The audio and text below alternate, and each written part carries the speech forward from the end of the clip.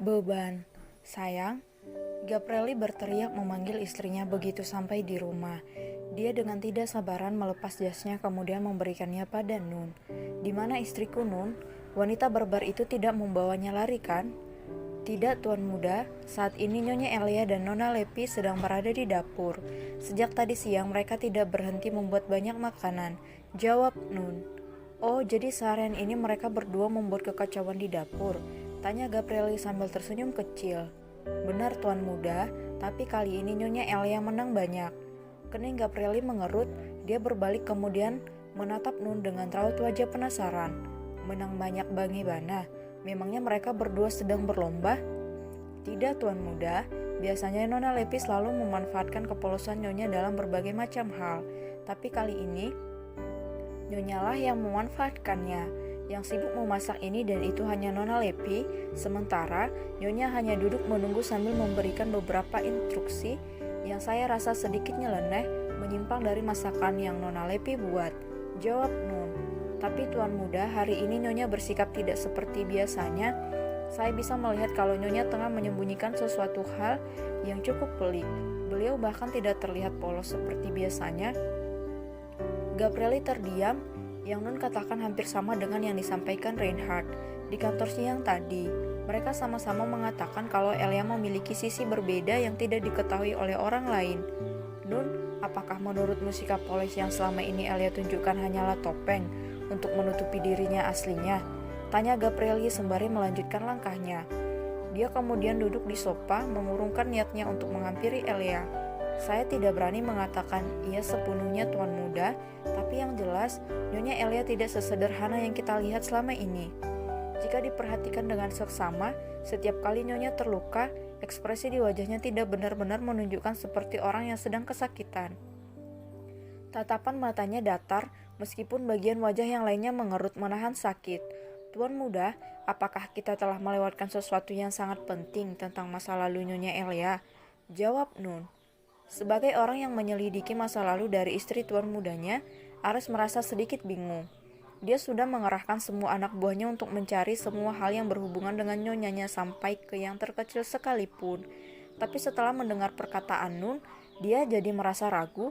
Apa iya aku sudah melewatkan sesuatu yang sangat penting tentang Nyonya Elia? Tapi apa? Aku tidak tahu Nun, tapi akan segera tahu.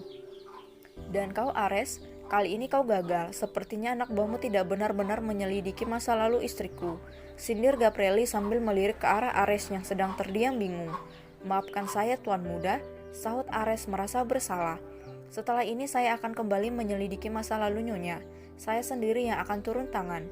Tidak perlu, sahut Gabrieli mencegah keinginan Ares. Biar aku saja yang akan mencari tahu. Keanehan-keanehan ini semakin membuatku penasaran tentang siapa Elia sebenarnya. Dan satu-satunya jalan untuk mengetahui semua itu ya hanya dengan mendengarnya langsung dari mulutnya. Entah kapan waktunya, aku yakin suatu saat Elia pasti akan bicara. Kak Iel sudah pulang? Nun, Ares, dan Gabrieli tersentak kaget saat mendengar suara orang yang sedang mereka bicarakan. Ketiganya lalu menoleh ke arah gadis kecil yang sedang berdiri sambil menatap ke arah mereka. Kalian kenapa melihatku seperti itu? Ada yang aneh ya dengan wajahku? Tanya Elia bingung melihat reaksi ketiga pria di depannya. Oh tidak sayang, kau muncul tiba-tiba jadi kami merasa kaget. Jawab Gabrieli kemudian bergegas menghampiri istrinya. Kau sedang apa Hem? Kenapa tidak datang saat aku memanggilmu tadi? Elia segera masuk ke pelukan suaminya, mengendus aroma wangi tubuhnya yang selalu membuat Elia merasa nyaman. Aku sedang sibuk membuat cemilan di dapur bersama Kak Lepi. Kak, maaf ya. Gabrieli mengangguk, kemudian menciumi puncak kepala istrinya dengan sayang. Mencoba mengesampingkan rasa penasarannya pada gadis kecil yang sekarang berada di dalam pelukannya. Oh ya sayang, malam ini ibu meminta kita berdua untuk datang ke rumah mereka. Seluruh keluarga besar berkumpul. Ayah dan ibu berniat mengenalkanmu secara resmi sebagai anggota keluarga Mayang baru. Kau mau kan? Tanya Gabrieli menyampaikan pesan ibunya. Di balik pelukan itu, Elia nampak tersenyum haru. Matanya berkaca-kaca. Aku mau Kak, mau sekali. Akhirnya aku memiliki keluarga juga. Aku akan memiliki banyak orang-orang baik di sekitarku. Aku tidak perlu merasa takut lagi. Gabrieli, Ares, dan Nun saling melirik begitu mendengar ucapan gadis kecil ini. Terdengar sedikit janggal, namun mereka memutuskan untuk membiarkannya terlebih dahulu. Kenapa kau harus merasa takut, sayang? Memangnya ada yang ingin menyakitimu ya? Tanya Gabrieli mencoba mengulik sesuatu dari istrinya. Senyum di bibir Elia memudar, dia lalu mengadahkan wajah menatap suaminya dengan sorot mata yang sulit untuk diartikan. Kak Iel, ada apa? Sahut Gabrieli. Kau tampan sekali, Kak Lepi bilang aku beruntung bisa menikah denganmu, ucap Elia sambil tersenyum manis. Kau bohong sayang, bukan itu yang sebenarnya ingin kau katakan. Elia, ada apa? Apa yang sedang kau sembunyikan dariku? Apa itu sebuah luka? Atau sebuah rahasia besar yang takut untuk kau ungkapkan? Tolong segeralah jujur padaku sayang, aku tidak suka bertanya-tanya seperti ini tentangmu. Aku yang beruntung bisa menikah dengan gadis cantik sepertimu sayang, kau itu hanya ada satu di dunia, dan diciptakan hanya untuk menjadi istri Gabrieli saja. Ibu Gabrieli menanggapi pujian istrinya. Kak Iel, kau benci orang yang suka berbohong tidak? Tanya Elia penuh maksud. Sebelah alis Gabrieli terangkat ke atas. Kenapa bertanya seperti itu, Tatapan mata Elia menyenduh, tapi sedetik kemudian menjadi datar dan kembali lagi menjadi sendu, membuat Gabrieli yang sedang memperhatikannya semakin merasa yakin kalau ada yang tidak beres dengan istrinya. Dengan penuh sayang, Gabrieli membelai wajah Elia, berusaha menyalurkan ketenangan agar istri kesayangannya ini mau bicara jujur. Aku lelah, Kak Iel, rasanya pundak aku seperti akan patah. Elia tersentak kaget setelah bicara seperti itu. Dia lalu menoleh ke arah samping, tidak berani menatap wajah suaminya. Sementara Gabrieli wajahnya terlihat dingin. Bukan marah, tapi dia merasa gagal memahami penderitaan istrinya. Elia mengeluh sampai menyebut jika pundaknya seperti akan patah. Mungkinkah ada beban besar yang ditanggungnya selama ini? Sayang, kenapa tidak menjawab pertanyaan dari suamimu ini, Apa maksud perkataanmu tadi? Tanya Gabrieli mengalihkan pembicaraan. Biarlah seperti ini dulu. Gabrieli tidak ingin membuat istrinya semakin merasa tertekan. Dia lebih memilih untuk bersabar menunggu Elia menceritakan sendiri beban yang dirasakannya. Itu Kak Iel, aku sering berbohong. Sebenarnya aku selalu merasa lapar dan sering mencuri buah dari kulkas, tapi aku tidak berani bilang. Elak Elia.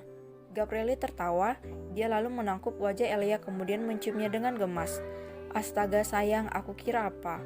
Kalau kau merasa lapar, minta Lucy untuk membuatkan makanan untukmu. Tidak perlu kau sampai mencuri buah yang ada di kulkas. Semua makanan yang ada di rumah ini bebas untuk kau nikmati sayang. Mengerti kan? Boleh begitu ya kak? Tanya Elia dengan tampang polosnya. Tentu saja boleh, jawab Gabrieli. Ya sudah, lebih baik sekarang kita bersiap untuk pergi ke rumah ibu. Mereka pasti sudah menunggu kedatangan kita berdua. Baik, kak, sahut Elia patuh. Elia segera mengalungkan tangan ke leher suaminya saat tubuhnya digendong. Kebiasaan yang selalu Elia sukai di mana suaminya tak pernah lelah memanjakannya. Kenapa menatapku seperti itu, Terpesona dengan ketampanan suamimu ya? Ledek Gabrieli yang menyadari kalau sejak tadi Elia terus menatapnya. Iya, ucap Elia jujur. Gabrieli terkekeh mendengar betapa jujurnya Elia. Saat di dalam lift, Gabrieli menyempatkan diri untuk menikmati bibir ranum istrinya. Pemanasan sebelum mengajak istrinya yang cantik ini bercinta di kamar mandi.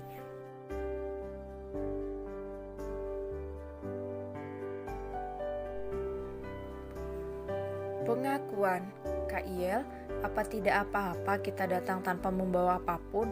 Nanti kalau kakak dibilang pelit bagaimana? Tanya Elia sebelum keluar dari dalam mobil. Setelah melewati sesi bercinta yang aneh di kamar mandi, Gabrieli dan Elia segera meluncur ke kediaman orang tua mereka. Malam ini, Elia akan diperkenalkan secara resmi sebagai anggota baru di keluarga Ma. Sebenarnya semua orang sudah pernah bertemu dengan Elia di pernikahan Grizelli, hanya saja waktu itu Gabrieli tak membiarkan keluarga besarnya berdekatan dengan Elia. Demi keamanan, begitu kilahnya. Semuanya sudah ada di rumah ibu sayang, jadi kau tidak perlu lagi merisaukan masalah seperti ini, jawab Gabrieli seraya mengelus puncak kepala istrinya. Di dalam nanti jangan dekat-dekat dengan sepupu, priaku ya, aku tidak suka. Kenapa tidak boleh kak? Bukankah mereka sudah menjadi saudaraku juga ya? Sahut Elia heran. Gabrieli menghela napas saat harus kembali mengingatkan istrinya kalau dia sangat tidak rela miliknya diganggu oleh pria lain. Tapi karena malam ini adalah malam yang sangat penting, mau tidak mau Gabrieli akhirnya kembali menjelaskan betapa dia sangat cemburu. Sayang, kau tahu bukan kalau aku sangat mencintaimu.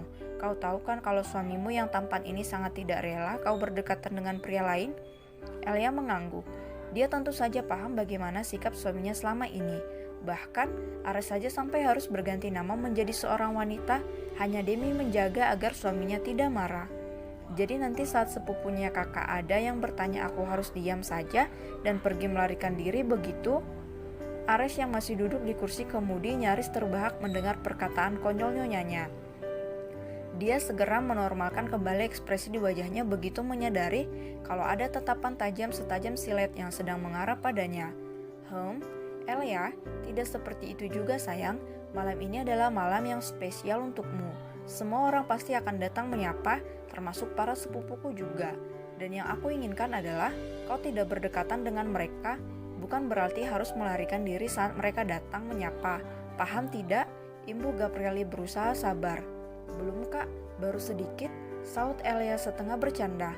Keluar kau dari sini, dasar sialan, umpat Gabrieli saat dia mendengar suara tawa tertahan dari mulutnya Ares. Maaf tuan muda, saya permisi. Pamit Ares kemudian bergegas keluar dari dalam mobil. Sambil menahan kesal, Gabrieli beralih menatap istrinya. Dia lalu menangkup wajahnya antara gemas dan juga sedikit dongkol. Sayang, suamimu ini tidak sedang bercanda. Aku benar-benar tidak suka kalau kau didekati pria lain, sekalipun itu sepupuku sendiri. Kau mengerti kan? Iya kak, aku mengerti. Tadi kan aku hanya bercanda saja. Kenapa kakak serius sekali sih menanggapinya? Pantas saja Kak Lepi menjuluki kakak sebagai balok es bernyawa. Jawab Elia sambil tersenyum kecil. Balok es bernyawa? Apa maksudnya? Sudah cukup Lepi mengajari Elia untuk menyebutnya sebagai ATM berjalan. Kenapa sekarang harus ada sebutan yang jauh lebih aneh lagi? Balok es bernyawa? Astaga, maksudnya adalah kalau kakak itu kaku, dingin tapi hidup. Makanya disebut balok es bernyawa. Julukan itu memang sangat pas untuk Kak Iel. Tiba-tiba saja kepala Gabrieli berdenyut. Entahlah, mungkin tekanan darahnya naik. Tapi tenang saja kak, meskipun kakak adalah balok es bernyawa, aku tetap sayang kok. Sayang sekali malah, imbu Elia dengan raut wajah yang sangat serius. Benarkah? Sahut Gabrieli dengan mata bersinar terang mengalahkan sinar bulan. Sesayang apa kau pada suamimu ini, Pipi Elia bersemu merah saat Gabrieli menanyakan tentang rasa sayang yang dia maksud. Sambil menunduk, dia memberikan jawaban yang entah kenapa langsung membuat suaminya terdiam. Sangat sayang, jauh lebih sayang dari saudara. Kak Iel, aku tidak tahu kenapa, tapi setiap kali berdekatan denganmu dadaku selalu saja berdebar aneh. Aku pernah menanyakan hal ini pada Kak Lepi, apakah ini adalah gejala sakit jantung atau bukan, karena debarannya membuat tubuhku lemas, dan Kak Lepi bilang itu bukan gejala penyakit, melainkan aku sedang jatuh cinta pada suamiku sendiri. Apa itu benar kak? Apa benar aku jatuh cinta pada Kak Iel? Untuk sesaat Gabrieli hanya diam mematung. Pertama, dia sangat shock saat istrinya menyebut jika debaran yang dirasakannya merupakan gejala penyakit jantung. Dan kedua, pertanyaan yang menjurus pada pengakuan itu membuat Gabrieli terlalu speechless untuk sekedar menanggapinya. Kak Iel, dosa tidak sih kalau jatuh cinta pada suami sendiri? Aku sangat takut diajab Tuhan jika menyalahi aturan. Imbu Elia lirih. Tuhan akan mengajakmu jika tidak mencintai suamimu sendiri sayang. Astaga, kenapa rasanya ada bunga-bunga yang bermekaran di dalam hatiku ya? Astaga sayang, sahut Gabrieli sembari mengelus dadanya. Sayang, kau tahu apa maksud dari perkataanmu tadi? Elia mengangguk. Kini dia memberanikan diri untuk menatap wajah suaminya. Aku sayang pada Kak Iel, tapi bukan sayang sebagai saudara, dan debaran itu bukan gejala penyakit, melainkan karena aku yang sedang jatuh cinta. Jadi, kita pacaran? Sahut Elia. Pacaran? Apa istilah seperti itu cocok untuk status mereka yang sudah menjadi suami istri? Tapi biarlah, Gabrieli tidak akan mendebat hal ini. Baginya sudah cukup Elia mau mengakui perasaannya sendiri, persetan dengan status pacaran atau apapun itu. Kau tahu apa artinya pacaran, Elia? Tahu? Jawab Elia tanpa ragu. Kau mencintaiku? Iya. Mencintai bukan hanya karena sudah menjadi suamimu saja kan?